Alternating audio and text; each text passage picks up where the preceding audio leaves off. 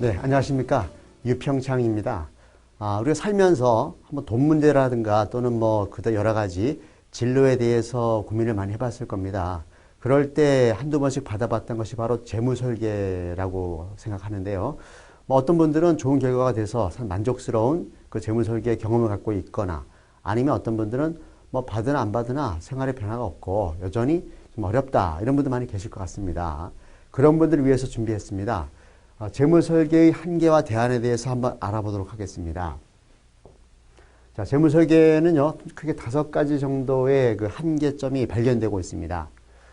처음에 보면 관념적이거나 이론적이라는 거죠. 우리가 일상하고 교과서에 있는 내용하고 많이 차이가 날 수 있지 않습니까?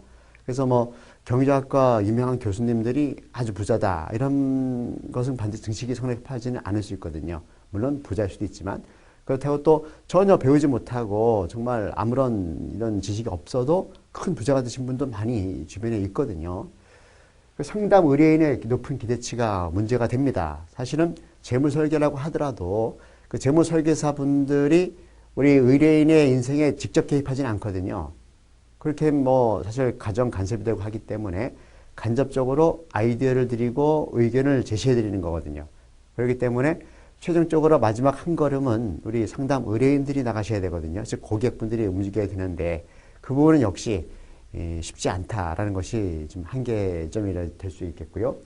그리고 우수한 고객들은요 이미 넘치도록 경험을 했습니다. 즉 은행이나 증권, 보험회사 이런 유수금융기관에서 일정한 금액 이상 거래하시는 그런 이제 VIP 또는 VVIP 분들에게는 뭐 원하지 않아도 다양한 정보와 재무설계 서비스를 해드렸습니다. 그러다 보니까 사실 정작 정말 필요하고 이런 분들은 막 넘쳐나고 그 어떤 혜택을 받지 못하고 그저 원치 않고 이런 분들은 오히려 많은 재무설계 기회를 가져가는 이런 이제 양극 현상이 생기고 있습니다.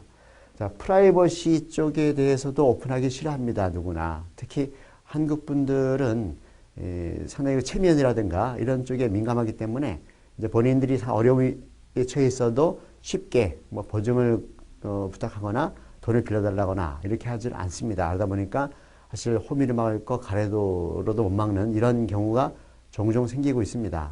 그 이유가 바로 나의 사적인 정보를 오픈하고 싶지 않아서 그런 부분입니다.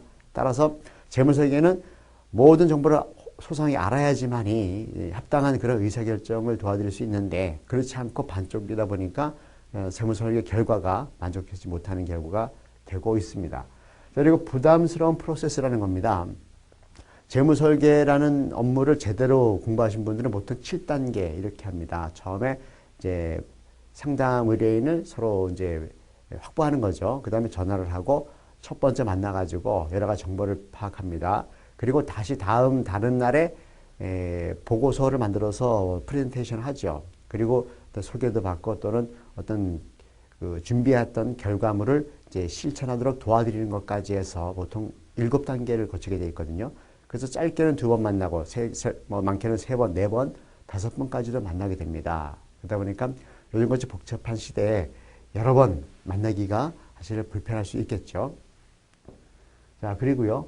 건강검진을 우리 꼭 하지 않습니까? 건강검진 하시는데 사실 건강검진 결과가 뭐 썩 양호다, 우량이다 이런 것보다는 정상이면 되거든요. 건강검진은 정상으로만 나와도 상당히 좋아하십니다. 내가 건강하구나 이렇게.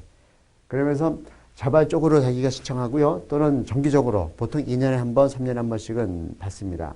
특히 이 내시경 같은 경우는 반드시 받아야지 좋거든요.